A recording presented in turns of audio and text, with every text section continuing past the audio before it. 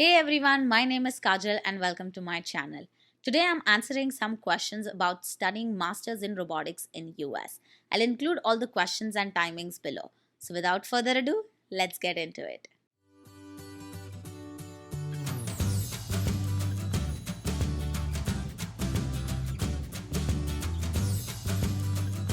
Alright, so the first question is what internships or projects or online courses you suggest to have an ease during MS? The first thing, and it's super important, I can't stress this enough, is learn how to code. You will need that for your coursework, you'll need that for your assistantship, for your internship, for cracking interviews. It's super important you know how to code. For coding, I recommend this YouTube channel called The New Boston. It has really good set of videos for C++ and Python, so make sure to check them out. Second, when it comes to coding, it's also important you know how to solve lead code style questions because that is what will come during your interviews. It could either be a take home coding challenge or a 30-minute coding challenge similar to lead code and hacker rank. So make sure you know DSA. There's a good Coursera course. I believe it's called Introduction to Algorithms or something like that. I'll include it in the description or I'll put it somewhere here because I can't remember the exact name. But it's really good in helping you get the concepts needed for cracking those challenges. And then when it comes to solving those challenges, there's a lot of YouTube videos. Make sure you're practicing a good number of them on different topics such as hash map, trees, linked list, and so on and so forth. So you can clear the coding round of interview when it comes to interviewing for internships, full-time jobs, assistantship, and all of those roles. Now, when it comes to internship for robotics, I think it's a good idea to go for startups because you get to learn a lot. And the other thing when it comes to startup is there's also a possibility that that internship can be converted into co-op. And for those of you who don't know, internship is something that you will do in summer or winter. Full time, you're not taking courses along with it. Co-op is you're taking your courses and you're also working alongside. Now, as an international student, make sure you also understand all the visa requirements and what are the things that you can do given your course program. So, for some universities, you can only do up to 20 hours and you can only do within a certain miles of the university. Whereas for some universities, you can do internship instead of a course and get credit for it. And it can be anywhere within the US. Just make sure you know what your university is offering and how you can take that. But the one thing I would say is make sure you're doing at least one or two topics ahead of your masters and you're doing them as projects. So this way you can include them in your resume because the thing is the moment you land from day one, you're going to start your internship search. Even though your summer internship is literally 9 months away, this is something you will have to do from day one. So make sure you have something that you've already done through online courses or just simply on your own that you can put on your resume and it will help you during your internship search. Next question, what courses to be selected to be on more of software side for robotics? Now this will depend from university to university. When it comes to University of Maryland, which is where I studied, I went for a perception course which had a lot of lab work and I got to work with Turtlebot. It was completely software based. I recently did an interview with Maheshwari, who's studying at Northeastern University. I'll link it here. She talked about robot sensing and navigation course. Again, it was software based and it had a lot of labs. So again, courses will kind of depend on what university you're going for. One recommendation I have is reach out to your seniors via LinkedIn and ask them for course suggestion. Ask them that, hey, what were the courses that you really liked? What are the pros and benefits of some of these courses? It will really help you out. And one other thing, when it comes to masters, you might have to take some courses that are compulsory. So also kind of keep track of making sure you're completing all of them because they won't be offered all the time. Some might be offered in fall, some might be offered in spring. So you make sure you are also taking those to complete your course requirements. Next question, what is the best way to manage expenses? So I think one of the biggest expense is living and food other than tuition fees. For living, I would say go for roommates. It will help you reduce your expense. It also comes with the caveat that yes, you have to maintain a good relationship with your roommates. The other thing is eat at home, cook in batches, help each other out. Maybe cook once for your roommate and they'll cook once for you. The other thing I can recommend is make sure you're staying close to the university so you're not spending a lot of money in travel. Maybe you can get a bike and just bike around, or there are university buses that come at those locations. So, again, you can save on transport. I think those are some things that will help you out with your expenses. When it comes to tuition fees, the best thing is assistantship followed by part time job. So I'm combining these next two questions: how to manage time in US, getting all the food and stuff done along with studies. And the next one was how to allocate time for personal project apart from coursework. Time management is a huge skill that if you have will really benefit you. The first thing that I would say for this is make sure you're prioritizing. Make sure you know what are your priorities. Is it finding an internship? Is it finding an assistantship? Is it doing your project outside of coursework? I know there's a lot to do because, as the question mentioned, you have to do your household chores, which includes making food, you have to do your coursework, you have to do your assignments, you have to do projects. If you're doing an assistantship or part time, your time goes there as well. And on top of this, you have to look for internships and full time position. So, first thing is make sure what your priorities are and you know what they are. The other thing I would mention, which is a mistake I made, is don't chase GPA. So, I was of the opinion that you need to have a really good GPA, and I used to put too much time and effort into assignments.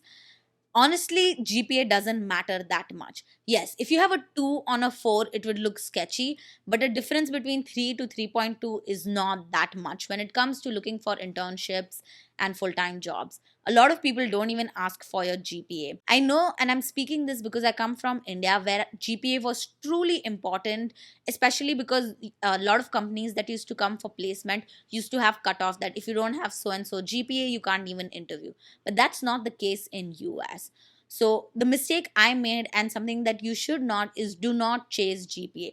Do not try to perfect your assignments to get 10 on 10. It's okay if you don't know 1 out of 10 questions and you're still getting 9 out of 10 or 8 out of 10. So that is my opinion. Make sure you know what works for you, but those are just some of my learnings. The other thing is create an environment that helps you with your time management. So for me, when I used to be at home, I used to find it difficult to study or work. So I used to go to library. I would literally go take my lunch along with me and sit at library for hours. And that environment helped me study and work.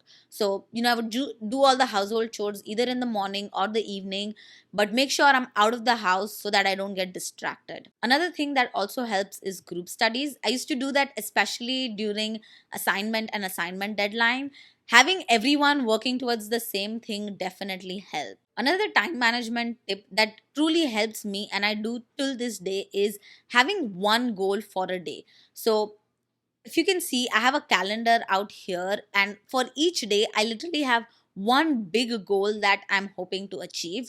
So to give you an example, right now for me today is YouTube videos, making sure I get these videos done. That is my big task of the day.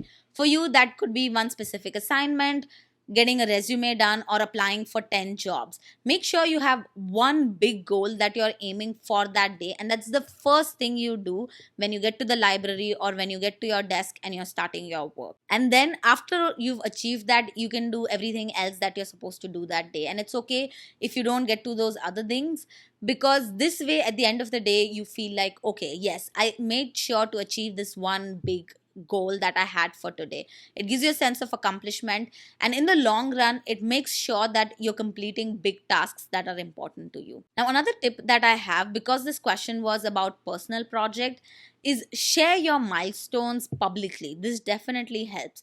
So I have this one person on LinkedIn. What they do is every week, I think Monday or Tuesday, you can pick a day of the week, they talk about the progress they've made on their personal project. Maybe it's something as small as, okay, I finalized the parts for my robot, or I finally put everything together and ran a hello world code. It could be anything, but having that public declaration that you have to post every Monday kind of gets you working towards that.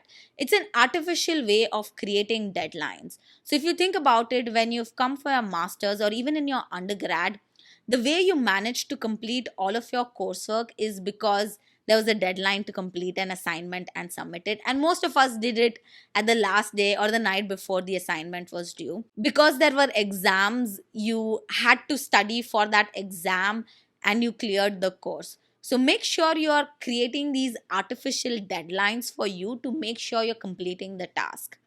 And lastly, this is a great advice when it comes to personal projects. Maybe you don't have to do personal projects, maybe you can go for competitions. You see, competitions have these deadlines already ingrained in them.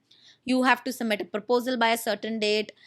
You have to go and do your presentation or your robot maze. For example, it's a robot maze. You have to go and run that on a particular date. Plus, you get to work with a team. That also helps because working alone can sometimes be difficult and demotivating.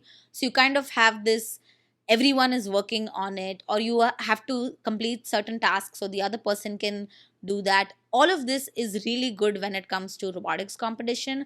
So maybe that is something you can consider as well. What are the skills I need to learn to get a job? I kind of touched upon this. You need to know how to code, you need to know DSA so you can crack interviews. Now when it comes to jobs specifically, one is, do you know how to code? Two, do you have the knowledge required for that job? For example, let's say you're going for path planning positions. Do you know the algorithms used in there? BFS, DFS, A star. Next is, do you know the libraries most commonly used in planning? So make sure you kind of know all those things specific to the job that you're applying for. Now, I do also have a video, I'll link it here, where I talk about all the skills needed for robotics. So I'll not repeat it here, I'll link it here and in the description. Make sure you check it out. Next question. What about the summer internship availability for graduate student as a fresher without any prior work experience? You do get an internship even if you don't have a prior experience. It is a little bit difficult. Now, the trick here is to show experience in different ways. Personal projects, competitions, assignments, and project work you did during the course. Make sure to include all of these as experiences. And even if you don't get summer internship, once again, you can do all of these things to build experience when you're going for full-time position. I have a video where I talk about all of this in much more detail called what to do if you don't have a summer internship. I'll link it here and in the description. Next question. What are the job openings in robotics in USA? So robotics software engineer, application engineer, then it comes to specific niches. So path planning, localization, mapping, SLAM, computer vision, perception, sensor error. All of these are job titles you will find within the robotics company. You will also find things like robotics electrical engineer, robotics mechanical engineer, robotics telecommunication engineer, robotics hardware engineer, so on and so forth. I do have a LinkedIn post. I will link it here and in the description where I listed down all the job titles you can see. And I also asked people in my network to include some of the job titles that I may have missed out on. Next question. Although RA opportunities are a great way of reducing financial burden, is it advisable to sign up for a RA in an area of research that doesn't align with my goals? Can I take up an RA position which is not in my area of interest? Will it affect my job or internship search negatively? Yes, you can take assistantship that are not in your area of interest, especially to reduce financial burden. It will not affect your job search negatively because you can always talk about transferable skills. For example, let's say you're doing an RA in another area. You can talk about, you can work with different people. You know how to do research, you know how to do literature review. You can talk about all of those skills even though it's in a different area. Now, talking about my personal experience, I got a graduate assistantship that had nothing to do with robotics. But because it helped me financially, I took it. And then I started working in a lab with another professor that was not a paid position so that I can get the experience that I want. Next question. Can I explore if I'm good at research or project while doing my master's? Now, this is a tricky question. In an ideal world, you can take the first year to explore and figure out, do you want to do projects or research, and also take the time to figure out what are the areas within robotics that you're interested in, be it computer vision, path planning, perception, so on and so forth. And then in the summer, do an internship in your area of interest or continue to explore. And then by the time you come for your second year, you know what you want, what your interests are, and then take courses or do the work in those areas of interest. But unfortunately, it's not like you can look for summer internship right before summer starts and get an internship in your area of interest. Or forget area of interest, get an internship too. You will have to start searching for internship from day one. The moment you land in US, so summer is generally May, June, July. And when you come to the US, you come in August, and that's when your first fall semester starts. You will have to look for internship from August itself for next summer, literally 9 months in advance. This means you don't get the option to explore what you want to do when you're looking for internship. I know it sucks, but it really sucks for us as international students because we cannot take our time. We cannot take time off after our master's is completed to figure out what we want to do or to continue looking for a full time position. And this will continue going on because the thing is, having a good internship that you can then continue as co op in your second year is really good experience, and hopefully get that converted into a full time offer, or you start searching for your full time offer from day one of your second year. This means that you do need that summer internship experience on your resume to get callbacks and to have a good opportunity for a full time position. So, all of this means that you need to know from day one what is it that you want to do. And the same goes for even if you're planning to do research. Because it's a 2 years master's program, to be able to do good research with a professor and get that experience, you want to be working for that 2 whole years. So, if you're exploring within that 2 years, you don't get that opportunity. I know it's tricky. The way I would put it is, if you want, you can definitely go ahead and explore, but it will only make it difficult for you to figure out what internships to apply for or what professors to work with. Whereas, on the other hand, if you know from day one what your area of interest is, it makes it much easier for you to target those specific opportunities and make sure you don't miss out on them. All right, next question. How do we find internship listings for summer 2023? More importantly, how do we find companies that offer industrial robotics internship roles? Love this question. Number one is make sure you're signing up for my newsletter. I'll link it here and in the description below. I send out an email every 2 weeks with all the internship and full-time job opportunities in US and in India. So make sure you're signing up. Which brings me to sign up for other newsletters as well that will include all of these information. I believe RoboHub has one, and I believe Women in Robotics also has one. Make sure you go to these websites and check them out. Next is LinkedIn. Make sure to use LinkedIn to your full potential. Follow hashtags like robotics, internship, full time jobs. Make sure you're setting your location to US so that you get those opportunities in your newsfeed. Follow robotics companies. So, the one thing that social media helps you with is if you tell it what your interests are, it will show you content related to that. So if you go and look for specific robotics companies, start following their pages. LinkedIn will start recommending more companies in robotics to you. So then follow those and then you get more suggestion and so on and so forth. This is a great way to find out a lot of companies, and because you're following them, if they make internship or full-time job announcements, it will be there in your feed. So make sure to follow those companies. Now, another social media website that really helps with robotics is AngelList. AngelList is similar to LinkedIn, but it's more targeted towards startup, which is great because a lot of robotics companies are in startup phase. So make sure you also have an account on AngelList. And again, same thing. Follow the companies, make sure you're looking at the job postings that they're announcing. Those are some really great ways. Next is conferences. Make sure you're going to conferences with a career fair. This way, you will also get to speak with recruiters and engineers who work at the company. And also go to the career fair that is organized by your university. Make sure to look at the career portal that is there as part of your university. Next question. How to deal with the competition in grad school? There isn't truly a competition. The thing is, you are there to learn and find an opportunity for yourself. Now, the reason I say this, because I know in countries like India, we had a placement cell where companies would come and everyone is competing for the same position. So it breeds a lot of that negativity as well. But that's not the case in US. You are not going to have a placement cell. You are responsible for finding your own jobs. So you're going to go to company websites and apply. You are going to go to LinkedIn or Angel List and look for positions and apply and network and reach out to people as well. That being said, there might be a little bit competition in terms of when companies are coming to the career fair at your university. So the one thing you can do in this aspect is make sure you're differentiating yourself.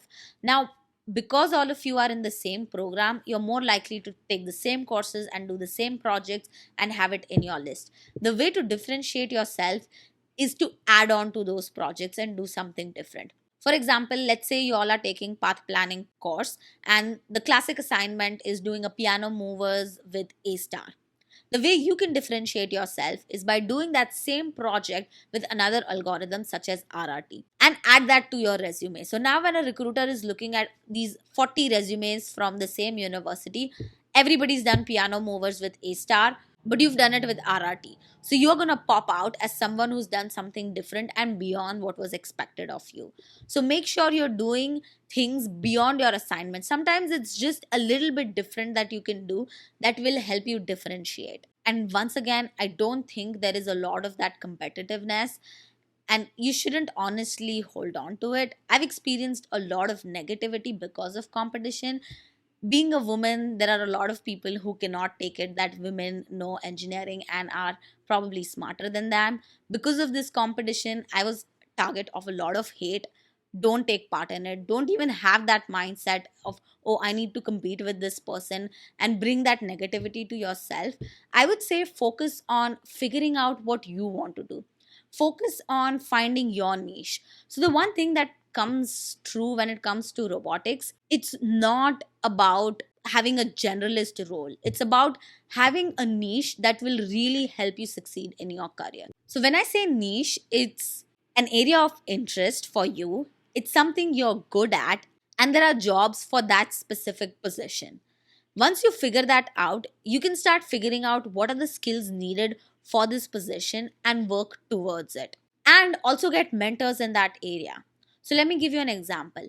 Let's say your interest is in manipulators and you want to do path planning for manipulators. Now you start doing projects, one or two, to figure out if you're good at it. Do you understand inverse kinematics, for example? Well, because that is used a lot with manipulators.